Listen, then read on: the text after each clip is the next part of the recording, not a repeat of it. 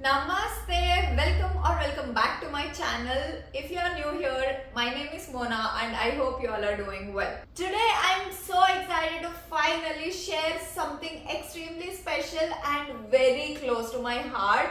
Part 1 of my wedding outfit series. If you are someone who loves fashion, culture and simply wedding vibes, you are going to enjoy this. So without further delay, let's dive right in. Before we get into the outfits, let me give you a little context. Mine was South Indian wedding, Karnataka wedding. I had clear vision. Each event had its own theme, color palette and cultural essence. From the mantap decor to my jewelries, from saris to lehengas. Every detail was carefully curated by me. Let's begin with the most important outfit, my wedding sari for the Muhurtam. The theme I envisioned was Golden Goddess. Every event is having themes. The main Muhurtam theme was Golden Goddess. The mantap decor, my sari and my husband's attire, everything revolved around the golden divine aura.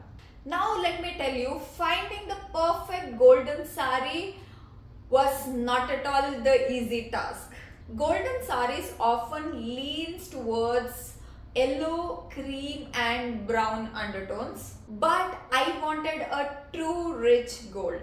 I literally traveled across 3 to 4 districts in Karnataka before finally finding my dream sari in Mysore. It was heavy, intricate and truly divine. My husband's attire too was gold toned, complementing the theme beautifully. Even the jasmine flowers which I wore in my hair was sprayed golden. Though the fun fact, actually they forgot to spray golden and then someone rushed to my room to do it while I was getting ready. The outfit made me feel like a goddess and it will forever remain as my most cherished looks. Wedding is not complete without mishaps, right? So with theme and the event, I'm also going to share the mishaps happened in our wedding. In the Muhurtam, it was my entry. Traditionally, the groom enters first and then the bride. But due to the mix-up while I was taking pictures, I had to rush straight into the mandap. Technically, I didn't have a proper bridal entry. Another fun fact, when my husband was supposed to tie Mangalya, it slipped right into the milk container. Before he tied it, I was worried because of the time. I was so skeptical about the time and people told that it's a good sign, like a divine blessings. And honestly, it added to the uniqueness of the moment. I loved it. And guess what? I didn't cry during the Muhurtam. Yes, you heard me right. I didn't cry. Everyone expected tears, but I was laughing. But though I only cried later when I was coming to Canada, so yeah, that's that. Moving on to the reception. In our tradition, reception is held the night before the wedding. My vision for the reception is modern princess or traditional Cinderella. I didn't want light colors. Instead, I went for darker shades that would complement my skin tone and brings the rich royal bridal feel. After trying multiple outfits in Bangalore, I went to this particular shop where I went to the inventory and chose few outfits. So because they were only showing me the pastel colors and they suggested me that I go in and choose for myself. So I did pick up 5 to 8 outfits, but I fell in love with the first lehenga which I wore, which you will see in my reception. It was heavy, hand embroidered, weighing almost 6 kgs, and every detail was authentic craftsmanship. It made me feel like a true princess while my husband looked like a prince, together embodying the king and queen to be vibes. Talking about mishaps in my reception, we had planned for our entry dance and even practiced it. But because the stage got crowded quickly, we couldn't perform. I was honestly heartbroken, and eventually we managed a little twirl on the stage, and that cheered me up. Moving on to my mehendi outfit, which I envisioned Alauddin Princess Jasmine theme with a North Indian fusion touch. I chose a cobalt blue three-piece outfit, flared pants, hand embroidered crop top with the cape. The color popped beautifully against my skin tone. The accessories were from Punjab to get that North Indian touch, and I kept it minimal. Just big statement earrings and matching mantika. I did my own makeup and hair. And honestly, the entire look came together so well. Everyone loved it. The only mishap happened in my mehendi function was we didn't plan it properly, the days, because it's like my wedding was on weekdays, so it was very difficult for the guests to come early, like 4 or 5 days. So we had to plan it accordingly. We did mess up there. So we didn't had decoration or the photographer. So everything was shot in my phone. So while I loved my outfit, the event itself didn't have the aesthetic I envisioned. Still, the vibe was warm and joyful. I loved that event so much and how I looked in that event. Moving on to our haldi, the event was amazing because my husband managed to sneak in. Regarding the theme, I wanted something unique. Instead of the usual yellow, I chose a cream silk outfit because I wanted the haldi to naturally stain the fabric and give it that raw organic beauty. My theme was inspired by Kerala weddings, pure, natural and flower filled. I wore marigold floral jewelry, which was DIY'd by us. Me and my mom's sister did it together. Unfortunately, we couldn't make all the jewelries on time. Only the mangtika and the earrings were ready, so we had to use some alternatives, but it still turned out beautiful. Fun part, playing with haldi and water with my cousins. My outfit changed from cream to rust orange shade by the end. And mostly we try to get the fabric which can be discarded after this event. But I wanted something to keep it as a memory and use it in future. When the function started, in that instant I felt I'm going to ruin this dress, but still I was happy because it's my haldi. But my mom worked her magic and got it spotless again. It now looks brand new.